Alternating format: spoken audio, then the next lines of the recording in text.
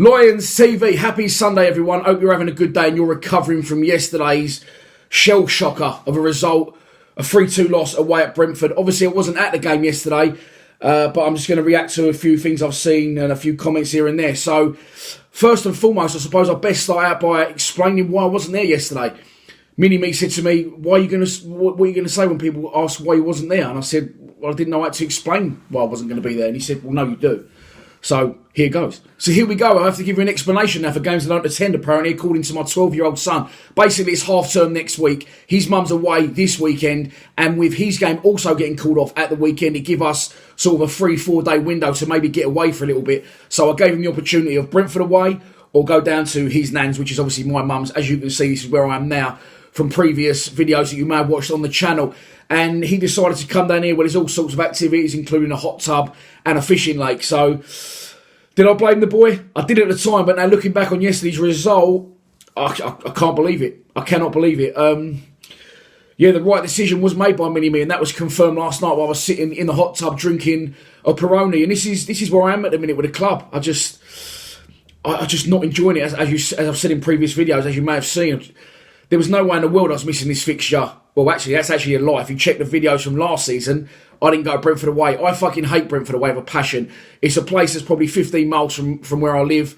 Impossible to get to. Can take up to 3 hours. The ground's an absolute shithole.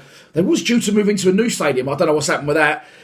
And I didn't really fancy it. And I give the boy an opportunity to do something which he'd rather do. So that's why he wasn't at Brentford yesterday.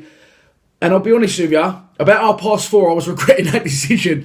But come 4:45, and the famous last 10, the dreaded 10, the injury time goals that we love to concede, I was genuinely shell-shocked. And although I wasn't there, it still managed to ruin my weekend. So listen, a big thanks to the boys, the O'Mara clan. I love them boys to death, and they done me a favour yesterday, as well as the Chipmeister General, Lee Chitty. Love his new little video, chatting chit, the way he just rocks along after the game and just does and says what he likes, but he knows he's football, the boy, and that's going to become a regular fixture on the channel. So thanks to the O'Maras and thanks to Lee yesterday for once again, well, not once again, because it's only the second game I've missed all season, but for doing their bit for Lions TV, the boys. Appreciate it massively, and always their support. So, we're 2-0 up in the game. From what I hear, it was a false position. As Pete said, we should never have been 2-0 up. We should have... we actually got a bit of luck for once in the game. Bolkowski makes some good saves on Miriam, as well as a great penalty save, which I've seen. Brentford hit the post, goal disallowed. And then we hit with a sucker punch right in half-time. Tom Bradshaw, 3 goals in 3 games. A massive positive to take from yesterday's game. The man's on fire, and long may it continue with him up front. Second half, we get a penalty. It was a penalty. Ollie Watkins wrestles Sean Hutchinson to the ground. As I said, I've seen the highlights back. And Jeb Wallace fires in. I think that's his 3rd penalty of the season. I don't think he's missed one yet. So 3 penalties, 3 goals for Jeb. We're 2-0 up. Should be game over. But as you, me and every other fucker that supports this club knows, it does not always go that way. And Brentford go on and score goals in the 84th, 86th and 94th minutes of the game, which prompted me to retweet with a comment Millwall's official tweet. Goal for Brentford. Watkins taps in from close range. 3-2, 90 plus 4. I quoted that tweet and said, ridiculous. The players have to take responsibility. Can't hold on to a lead no matter who is in charge. And listen, people responded to that, and that's more than fair. It's their choice. It's their rights, if you will, on the vile outlet that is Twitter. First comment that comes in as a reply to that is, and I'm not going to mention people's names, not what you were saying 4 weeks ago. Well, it is what I've been saying for a long, long time. Let's have a little look at some comments. 2 weeks ago, it would have been Harris's fault. Well, it would have been, because he would have been in charge. And this one was the most outrageous one of all. So you're saying it wasn't Harris's fault after all? I actually responded to that one, which I very rarely do on Twitter, and said, that wasn't what I said. The poor performances, sitting back and giving other teams too much respect, the failure to score more than 1 goal in every game was Harris's fault. The players, as professional footballers, should be able to have seen the game out, no problems. Or words to that effect, I ain't got my glasses on. So, yeah, listen, people digging at me there saying I was, well, so it wasn't Neil Harris's fault after all. And I've seen some other people online saying, bring Harris back, see, you've all be careful what you wish for. First things first, we ain't going to get this right overnight with managers. Second thing second, Neil Harris is gone. Leave it in the past. You can't be clutching and keep going on. Can't have people keep going on about things like that. We should have kept Neil Harris. Move with the times. Neil Harris is gone. He did very well for us, and he did the right thing and walked away at the right time. So listen, when it comes to mentioning Neil Harris, mention him as a club legend, as a player. Mention him as a club legend, as a manager. But don't mention him about, save these on them keyboards, about him coming back as manager, because it's not going to happen. It's just a waste of everyone's time. He is not going to come back as manager. We need to move with the times. We need to move on and find a suitable manager. Now, I said previously I wouldn't mind Adam Barrett having the job until the end of the season.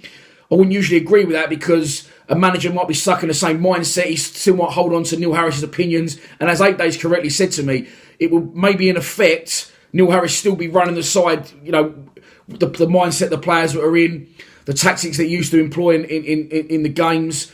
That could be at the back of Barrett's mind. But, as I said, if Barrett could get him playing like he did against Leeds, it would be worth keeping him until the end of the season. Not forever, just to the end of the season to see us safe, and then hopefully, in my mind, Husky will buy the club in the summer and try and take it to the next level. But that's just my hopes and opinions. I don't think that's ever going to happen. I'm not saying it is going to happen. Disclaimer. But what we will do now, with Neil Harris going, we will learn what was Neil Harris's fault, and sometimes in other circumstances, what was the player's fault. And I think yesterday was a prime example of that. We've never had anything to compare it to before. I'm not sure I'm explaining this in the right way. I'm trying to get it across. I can understand it in my head, but trying to get it into terms where I'm trying to explain it right to people. Neil Harris, you know, we never attacked in games. Our tactics were shambolic. We had no ideas going forward. We couldn't score more than one goal in a game. I think it says a lot that Adam Barrett's had 2 games and we scored 4 goals with him in charge. But there will be points and situations that now Harris has gone, we can go, oh look, maybe it was the players' fault then, or maybe it was Harris's fault then. And yesterday, with the players not being able to see the game out, I think we can now point to that and say maybe it wasn't Neil Harris's fault. And I'll back what I'm saying and respond to the comments here by referring to 2 videos. The players have to take some responsibility. And here's a clip from that exact video. People yesterday think that was Neil Harris's fault, the display. You're absolutely miles off. The gaffer can do, in my eyes, absolutely no more than he's done there. You've only got to look by the way the team's prepared and the way they've come out and started the game. His job as a manager is to motivate the players. Did he do that? Absolutely yes. To get them playing the right way. Yesterday they was doing that, yes. He can't physically, we'd love him to dust the boots off and get back on the pitch and add to his tally, but it can't happen. Absolutely, never in a million years Neil Harris's fault yesterday. From another video I put out on the 18th of May 2019 when we was in the executive box, courtesy of one of our sponsors, Trustee. QPR game, the Den debate. The video, the title is Leaking Late Goals. And again, I'll show this clip from that video. And as Millwall fans, we're used to losing games. You know, it's part and parcel of being a Millwall fan. I don't think it was the defeats. I think it was the manner of the defeats and the way he was playing. So I think, personally, Harris he's had fair critics in some ways. I might sound a bit Jekyll and Hyde, because sometimes I go, I can't believe he said that. Yeah. And other times I go, well, hang on, they're professional footballers, they should see games out. So no, there you go. I hadn't changed my tune from 4 weeks ago like some people are saying on here. I've always said professional footballers, and I shouldn't go back to it, but I will. Managing my boys on a Sunday, under 13s, if they conceded 3 goals from being 2-0 up from the 84th minute, I would be doing my absolute bollocks. It's not good enough as professional footballers. And people will say, well, the players aren't good enough. Well, Neil Harris signed all of those players, so maybe we can point back to Harris in this situation. But as I said, Harris is gone, and I don't care if you took off so-and-so and you put on John Daddy Bavardson. I don't care if you took off fucking someone and put Noel Edmonds and Mr. Blobby up front. I don't know where they popped into my head from. But I should still expect you to be able to see a game out. Players do a lot of things in training where you do 11 against 10, defence against attack. They have got to see a game out. As professional footballers who have played football their whole life and get paid a lot of money, it is shambolic that the amount of times that this has happened to us over the course of 2 seasons. And again, I don't think you can blame Neil Harris for that.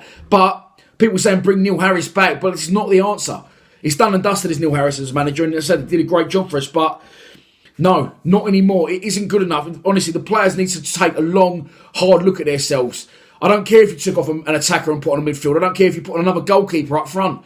You cannot concede from the 84th minute 3 goals and lose a game. I know Brentford were on top. I'm hearing we was in a false position. As I said, Pete said in his fan reaction. But it just can't happen. And things like this are making me not want to go to football matches. Things like this are making me sit here in my mum and dad's house, which is a lot nicer than mine, by the way, with this beautiful bit of, I don't know whether it was that a stag or a deer, I don't know what it is, but this is making me consider not going to games because something's not right inside the club. Now, is Adam Barrett to blame for yesterday? Absolutely not, in my opinion. Can't blame Adam Barrett for that. Brentford always outplay us. Brentford always beat us. We've gone there and scored 2 goals and got ourselves in a very good position. Now, as far as I'm concerned, the players have to fucking see that out. They'll know that. They'll be in there. I've seen Tom Bradshaw on Twitter this morning, or Instagram this morning, saying it, they have to see that game and they need to look at themselves as individuals and, to quote Neil Harris, as a group. And that's got to be sorted out amongst men. That's you know what I mean. That's just about having a bit of bollocks about you and being able to see out a result. It's nothing to do with tactics. You just got to fucking be men about it, be experienced in that position, and see games out. They should be experienced in that position. Fuck me, it's happened enough times to us over the last couple of years, isn't it? So, for me, was Adam Barrett to blame for yesterday's fucking implosion? Is that a word? I'm not sure if it is, but I'm going to use it. Yeah. Barrett, no, he's not to blame. He took us away from home. He scored 2 goals. Well, he hasn't personally scored 2 goals. We've got 2 goals on the score sheet. Yes, it was a penalty again, but it doesn't matter. He's managed to get 4 goals in 2 games against 2 good sides. The players have to see it out. They nearly fucked up against Leeds, didn't they, against 10 men? I don't know what's going on. It's got to be something in the players' mindset. They can't have that much belief in themselves. But yeah, no, anyway, on the final note, as far as I'm concerned, Adam Barrett's fault yesterday? Absolutely fucking not. So there you go. I hope I've ruined your Sunday because I've just got myself rolled up and ruined mine all over again. But 3 points thrown away again. 3 points we desperately needed. We move on to Cardiff Tuesday.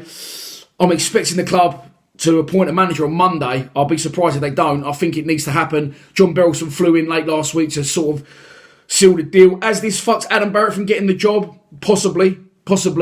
But it does need a fresh approach now. I will agree. I said I'm happy to Barrett to have it to the end of the season, but it just proves that the same things are happening under Adam Barrett as it was Neil Harris. So maybe we do need a complete fresh approach. Gareth Ainsworth apparently is now not leaving Wickham for Millwall or Sunderland. Now Wickham beat Sunderland yesterday. So I don't think Gareth Ainsworth's going to be going anywhere. Gary Rowett, as I said, listen, I've made my points clear. I don't really want him as the manager. I don't think he'll be a long-term success at Millwall. He may be a short-term success, but I don't think he's the sort of character that I want to manage our club. But if he does get the job, I will back him completely, and we will see how we go. It does seem to appear that something's rotten to the core beyond the management, in my opinion. So I don't know if it's the players or what. I don't know. I'm not interested. I can only give you my opinions from what I'm seeing as an outsider looking in. But the players seem to be a good, confident group. They seem to have a lot of togetherness. But their inability to see out games is just embarrassing to a point, honestly. It really is. So, as I've said, yeah, I hope I've ruined your Sunday. I've given myself an headache talking about it all over again. And I will see you tomorrow for a Cardiff pre-match prediction. I'll be back on Tuesday at the Den. Normal service will be resumed. Please subscribe to Lions TV. Enjoy your Sunday, everyone. Come on, you Lions.